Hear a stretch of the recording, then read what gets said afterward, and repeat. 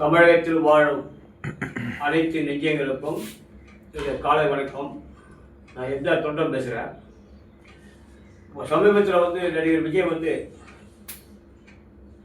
என்னுடைய ரசிகர்களுக்கு இந்த வருடம் தீபாவளியை கொண்டாட வேண்டாம் என்று சொன்னார். நான் விஜயை பார்த்து கேட்குறேன், வருகின்ற கிறிஸ்மஸ் பண்டிகைக்கும் அதன் பிறகு வருகின்ற ரம்ஜான் பண்டிகைக்கும் அவரால் இதை சொல்ல முடியுமா?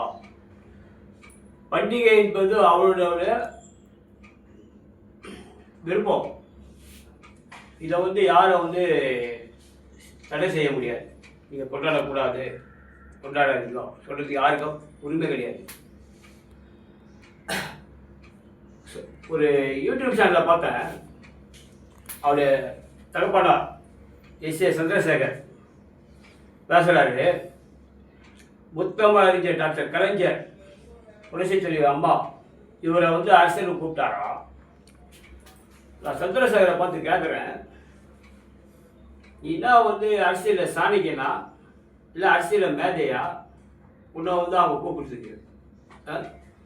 உடனே அவர் நினச்சாராம், என்னுடைய மகன் தளபதி விஜய் அரசியலுக்கு வந்துக்கிறாரு, மக்களுக்கு நல்லது செய்வார்கள்.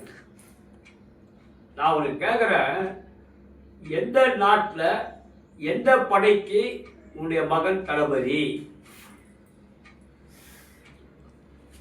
கப்பல் படைக்கா இல்லை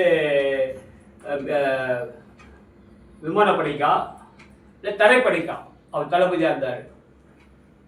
அவர் தளபதி. எடப்பாடியார் அனைத்து இந்திய அண்ணா திராவிட முன்னேற்ற கழகத்தின் பொதுச் செயலாளர் அண்ணன் எடப்பாடியார் அவர்கள் வாயை மூடி இருந்தார்னா, தமிழகத்தை பொறுத்தவரை திமுக அதிமுக தான் கட்சி.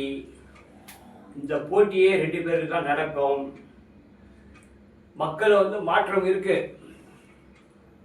அதிமுக ஆட்சி அமைக்க வாய்ப்பு இருக்கு.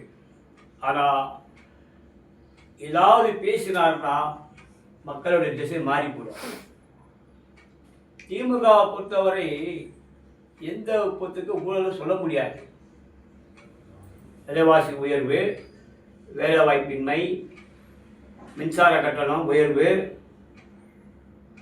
வரி உயர்வு, இன்னும் கொஞ்சம் எக்ஸெட்ரா சிலதெல்லாம் சொல்லலாம். அதுதான் காரணமே தவிர எந்த நேரத்தில் சொன்னாரு தெரியல. தமிழக முதலமைச்சர் அண்ணன் மு க ஸ்டாலின் 200 தொகுதியை கைப்பற்றுவோன்னு எடப்பாடியார் அவர்கள் விஜயுடைய விஷயத்தில் வாயை திறந்தால் 234 தொகுதியையும் திமுக வெல்வதற்கு வாய்ப்பு இருக்கிறது. இதை ஏன்னா எது பதிவுறன்னு கேட்டீங்கன்னா, இந்த கரூர் கோர விபத்தில் திமுகவுடைய ஓட்டு சதவீதம் என்னை பொறுத்த வரைக்கும் 10% அதிகமாக கூடுதலாக தெரியுது. ஆனால் மக்களுடைய மாற்றம் என்னன்னு கேட்டீங்கன்னா, 5 வருஷம் திமுக, 5 வருஷம் அதிமுக. அதனால அண்ணன் எடப்பாடி அவர்கள் அமைக்கி வாசிக்கணும் விஜயை பற்றி. சும்மா ஊர்கா மாதிரி தொட்டுக்கணும் விஜயை. பிஜேபிக்கு ஓட்டு சதவீதம் இருக்கா இல்லையா, மக்கள் ஓட்டு போடுவாரா என்ற அதை பற்றி எனக்கு தெரியாது.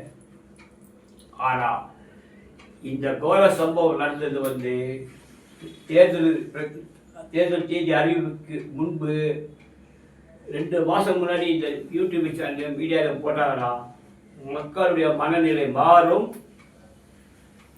உதயசூரியனுக்கு வாக்களிப்பார்கள்.